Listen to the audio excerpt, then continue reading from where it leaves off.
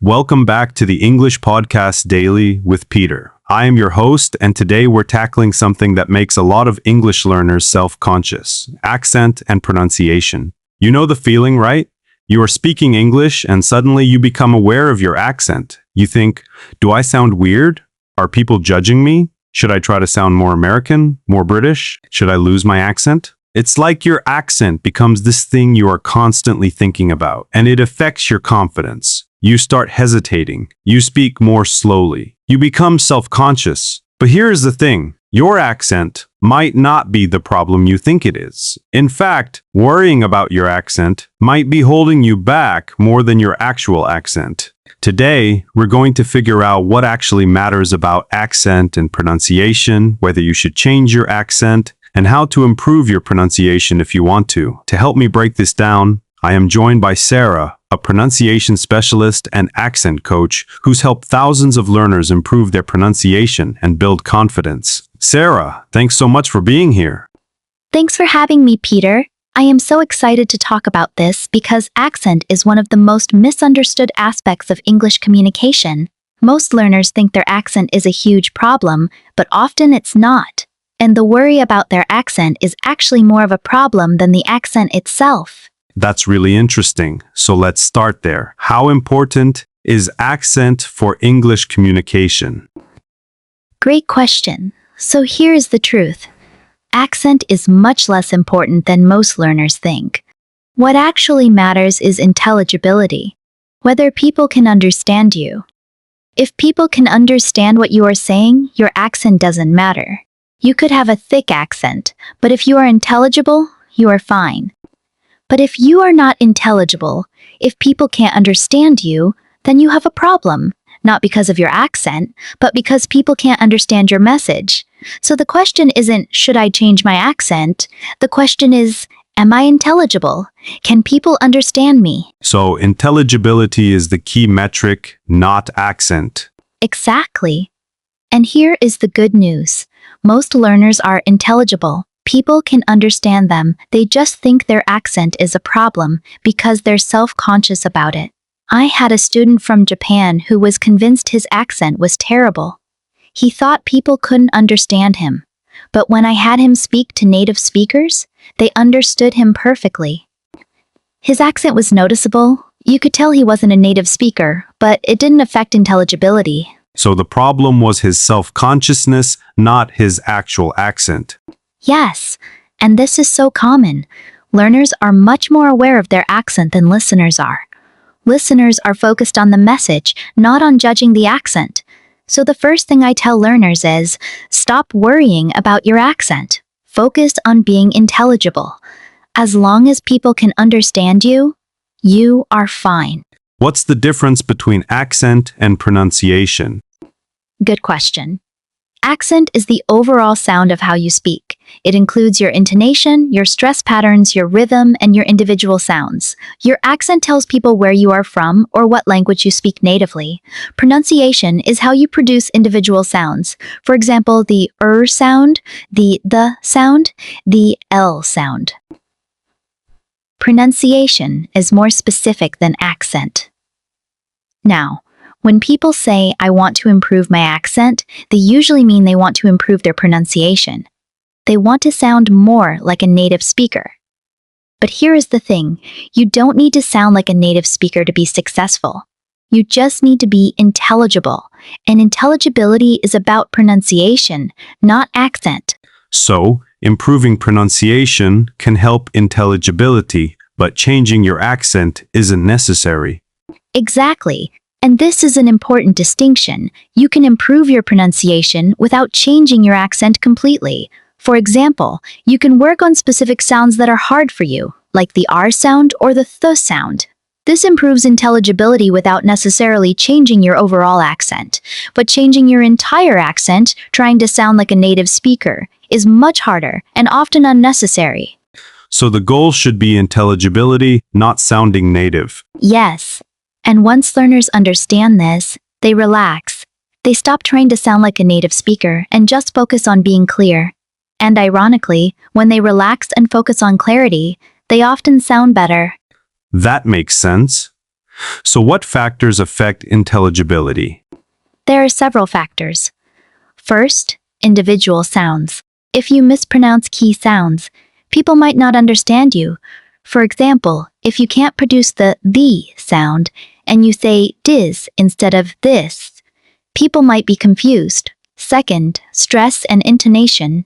English uses stress and intonation to convey meaning.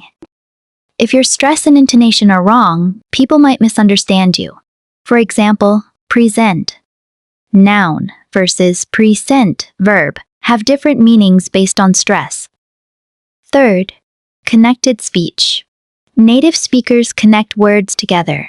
If you don't do this, your speech sounds choppy and unnatural.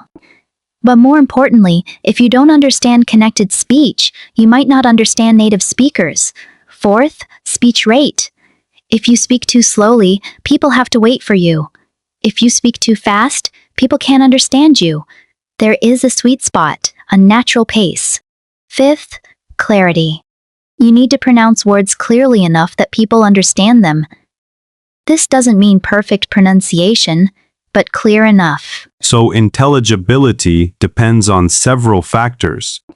Yes, and the good news is that all of these can be improved. You don't need to change your entire accent, you just need to work on these factors to improve intelligibility. Sarah, I want to talk about something more personal. For many people, their accent is tied to their identity. It's part of who they are. So the question of whether to change your accent is also a question of identity. How do you think about that? That's such an important question, Mark, and I am glad you brought it up because this is something many learners struggle with emotionally. Your accent is part of your identity. It connects you to your home country, your culture, your family. And there is nothing wrong with that. You don't have to change your accent to be successful in English. In fact, I always tell learners, you have a choice. Option 1. Keep your accent and focus on intelligibility. You can work on pronunciation to improve clarity, but you keep your overall accent. This is perfectly fine. You can be successful with your accent. Option 2. Work on reducing your accent. If you want to sound more like a native speaker, you can do that. But it takes a lot of work and practice, and it's optional, not necessary. Option 3. Develop a neutral accent. Some learners aim for a neutral accent, not their native accent, but not a strong native English accent either. This is a middle ground. The key point is, it's your choice. You get to decide, and whatever you choose is fine. So T here is no right choice. Exactly. And I've worked with learners who've made all three choices. Some are happy keeping their accent. Some have worked hard to reduce their accent and are happy with that. Some have developed a neutral accent and like that. The important thing is that they made the choice consciously, not because they felt pressured or ashamed of their accent. What about in professional settings? Does accent matter more there? That's a good question. In some professional settings, accent might matter a bit more. For example, if you are a customer service representative, clear pronunciation is important because customers need to understand you. But even in professional settings, intelligibility is what matters, not sounding native. I've worked with business professionals who have noticeable accents but are very successful because they're clear and intelligible. The key is to be aware of your audience and context. If you are in a situation where clarity is especially important, like customer service or teaching, you might want to focus more on pronunciation, but you don't need to change your accent completely. So context matters. Yes, and self-awareness matters. Know your audience, know your context, and make choices based on that, not based on shame or insecurity about your accent. Sarah, let's talk about the psychology of accent. Why do so many learners feel self-conscious about their accent? Great question. There are several reasons. First, here is social bias. Unfortunately, here is a bias against non-native accents in many societies. People sometimes judge non-native speakers negatively based on their accent. This is unfair, but it's real. So learners internalize this bias. They think, if people are biased against my accent, I should change it. But this is accepting the bias as truth, when really the bias is the problem, not the accent. Second, here is the spotlight effect. This is a psychological phenomenon where people overestimate how much others notice and care about their flaws. Learners think everyone is judging their accent, but really, people are focused on what they're saying, not how they sound. Third, there is perfectionism. Many learners have perfectionist tendencies. They think they need to sound perfect to be acceptable. But this is unrealistic. Even native speakers don't sound perfect. Fourth, there is comparison. Learners compare themselves to native speakers or to other learners who sound more native-like. And they feel bad about their accent in comparison. But comparison is the thief of joy. You are comparing your beginning to someone else's middle or end. So a lot of the self-consciousness is psychological, not based in reality. Exactly. And understanding this is liberating. Once learners realize that people aren't judging their accent as much as they think, they relax. And when they relax, they speak better. What's the relationship between accent anxiety and speaking confidence? It's a vicious cycle. If you are anxious about your accent, you become self-conscious when speaking. You hesitate. You speak more slowly. You focus on your accent instead of your message. And this makes you sound worse. But if you accept your accent and focus on your message, you speak more naturally and confidently. And this makes you sound better. So the accent anxiety is actually more of a problem than the accent itself. Fixing the anxiety is often more important than fixing the accent. So managing the psychology is key. Yes, and this is why I always start with mindset. I help learners understand that their accent is fine, that people can understand them, that they don't need to sound native. Once they accept this, their confidence grows and their speaking improves. Okay, so let's get into the practical strategies. Sarah, if someone wants to improve their pronunciation, where should they start? The first thing is to identify your problem sounds. Not all sounds are equally hard for you. Some sounds might be easy, and some might be difficult. For example, if you are a Spanish speaker, the TH sound is probably hard for you because Spanish doesn't have this sound, but the R sound might be easy for you. So the first step is to figure out which sounds are hard for you. You can do this by recording yourself speaking and listening back, asking a native speaker which sounds are hard to understand, comparing your pronunciation to a native speaker's, knowing common pronunciation problems for your native language. Once you know which sounds are hard, you can focus on those. So it's about targeting the specific sounds that are hard for you. Exactly. Don't try to fix everything at once. Focus on 1 or 2 sounds at a time. Master those, then move on to the next sounds. This is much more efficient than trying to improve your entire accent. What's the second strategy? The second is to learn the mechanics of the sound. This means understanding how to produce the sound physically. For example, the th sound requires your tongue between your teeth. The R sound requires your tongue in a specific position. The L sound requires your tongue against the roof of your mouth. When you understand the mechanics, you can practice producing the sound correctly. You can feel where your tongue should be, and you can adjust if you are wrong. Many learners try to improve pronunciation without understanding the mechanics. They just listen and try to copy, but this is inefficient. Understanding the mechanics helps you improve faster. So it's about understanding the physical production of the sound. Yes, and you can learn this from pronunciation guides, books, websites, YouTube videos, a pronunciation teacher or coach, phonetics resources. Once you understand the mechanics, practice is much more effective. What's the third strategy? The third is to practice the sound in isolation, then in words, then in sentences. Start by practicing the sound by itself. For example, if you are working on the sound, practice saying the, until you can produce it correctly. Then practice the sound in words. For example, this, that, the, think, thank. Then practice the sound in sentences. For example, this is the best thing I've ever seen. This progression helps you internalize the sound and be able to use it automatically in real speech. So it's about practicing at different levels of difficulty. Exactly. And this is important because producing a sound in isolation is different from producing it in real speech. so you need to practice at all levels. What's the fourth strategy? The fourth is to work on stress and intonation.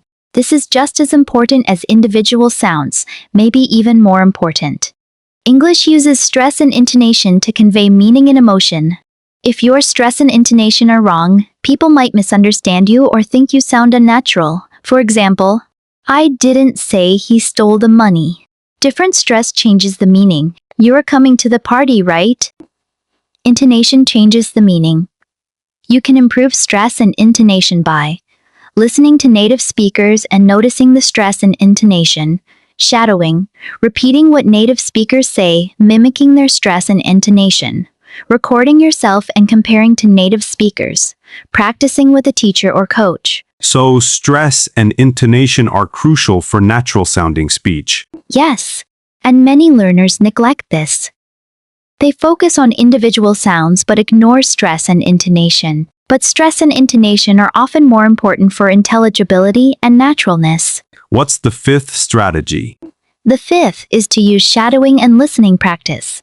Shadowing is when you listen to native speakers and repeat what they say, trying to copy their pronunciation, stress, and intonation. This is one of the most effective pronunciation practice methods because you are hearing native pronunciation, you are practicing production, you are learning stress and intonation naturally. You are training your ear. Movies and television shows, podcasts, TED Talks, news broadcasts, YouTube videos.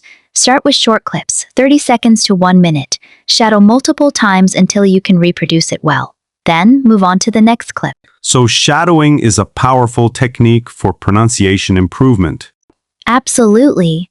And it's one of my favorite techniques to recommend because it's practical, it's engaging, and it works. What's the sixth strategy? The sixth is to get feedback from native speakers. This is crucial because you often can't hear your own pronunciation problems.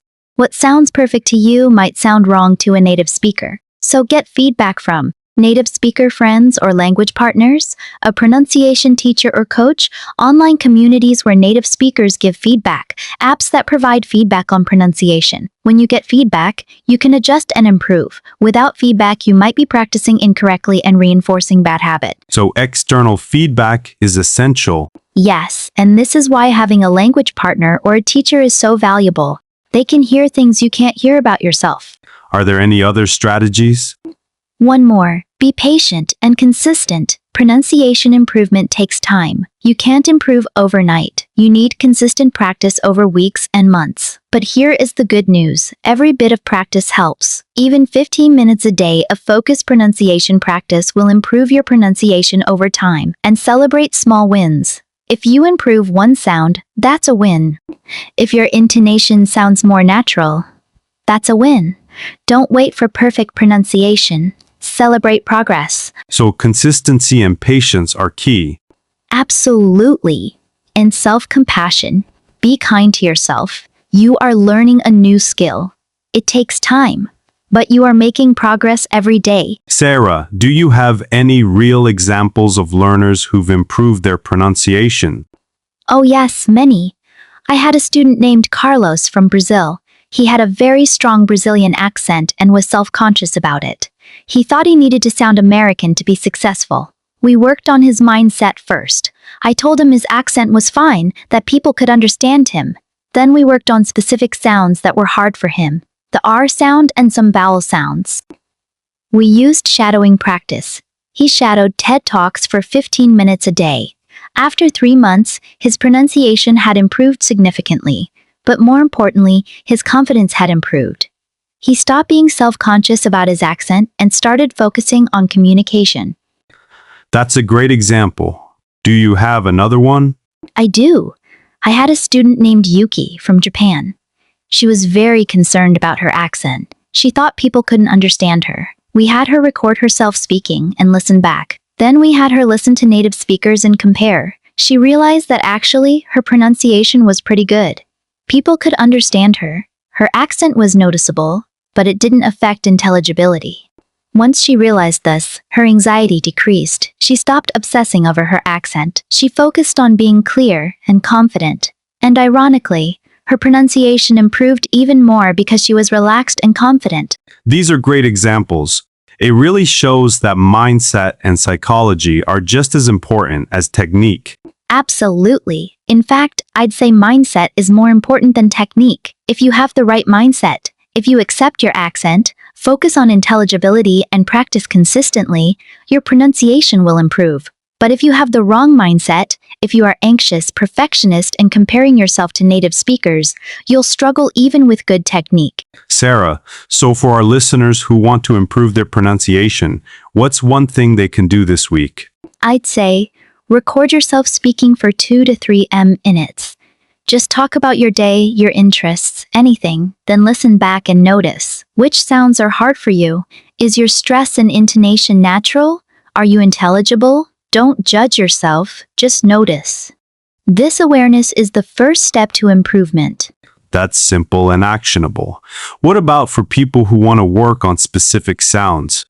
For those people, I'd recommend identify one problem sound, learn the mechanics of how to produce it, practice the sound in isolation for 5 minutes, practice the sound in words for 5 minutes, practice the sound in sentences for 5 minutes.